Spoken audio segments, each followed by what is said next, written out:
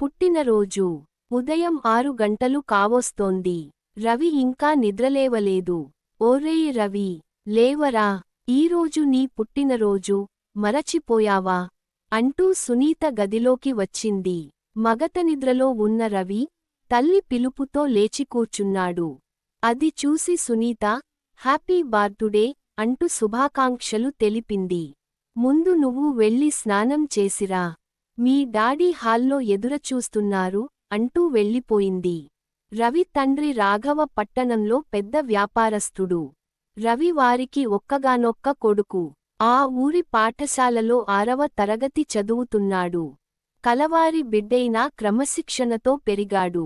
మాస్టార్లకు రవి అంటే చాలా ఇష్టం. చదువుల్లోనూ, ఆటల్లోనూ ఫస్టు.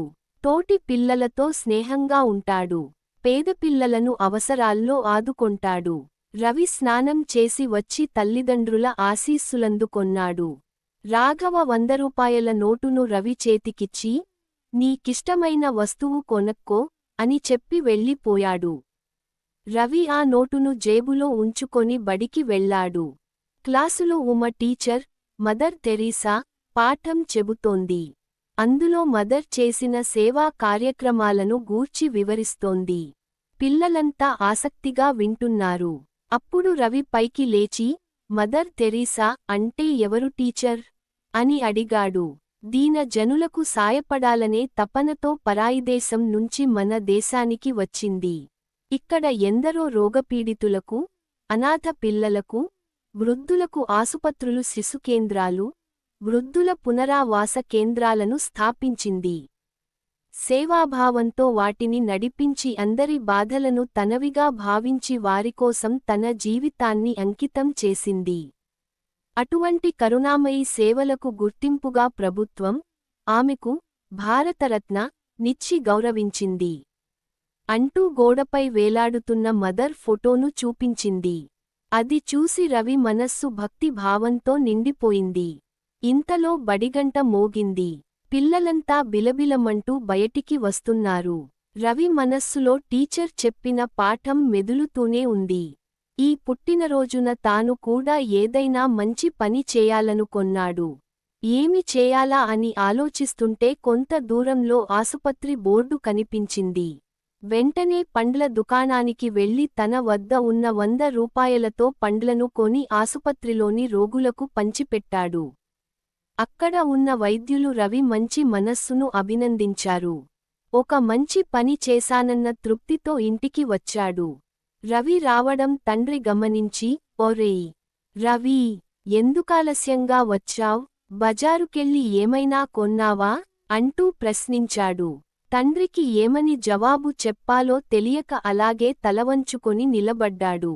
కొడుకు మౌనం చూసి రాఘవ, ఏమైందిరా నీకు, అలా మౌనంగా ఉన్నా? వంటూ గద్దించాడు. అప్పుడు రవి జరిగినదంతా చెప్పి తండ్రివంక భయంగా చూశాడు. అది విని రాఘవ ముఖం సంతోషంతో నిండిపోయింది. రవిని దగ్గరికి పిలిచి భుజంతట్టి ఇంత మంచి పనిచేసి భయపడతావెందుకు? అంటూ మెచ్చుకొన్నాడు. తండ్రి పొగట్టవిని రవి ఆనందంతో ఎగిరి గంతేశాడు. ఆ రాత్రి భోజనం చేసి నిదురపోయాడు. ఆ నిదురలో ఒక కల వచ్చింది. ఆ కలలో ఎక్కడ నుంచో రవి అంటూ పిలుపు వచ్చింది.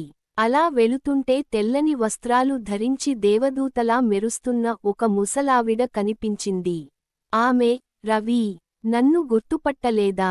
అంటూ ప్రేమగా పలికింది. రవి ఆమెవంక ఆశ్చర్యంగా చూసి, మదర్, మీరా? అంటూ దగ్గరికి వెళ్ళాడు. రవి, ఈరోజు నువ్వు చాలా మంచి పని చేశావు.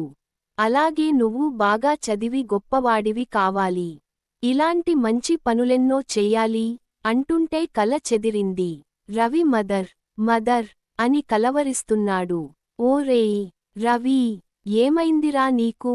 అంటున్న తల్లి పిలుపుకు రవి ఉలిక్కిపడి లేచి ఏమీలేదని తలూపి మళ్లీ నిదురపోయాడు. మరుసటిరోజు క్లాసులో జరిగినదంతా టీచర్కు చెప్పాడు. టీచర్, పిల్లలు విన్నారు కదూ మదర్ ఏమి చెప్పిందో? మీరు కూడా బాగా చదువుకొని గొప్పవాళ్లు కావాలి. మదర్ను ఆదర్శంగా చేసుకొని ఆమె అడుగు జాడాల్లో నడచి పేదలకు, అనాథలకు సేవ చేస్తారు కదూ అంది. పిల్లలు అలాగే టీచర్ అన్నారు ఒక్కసారిగా.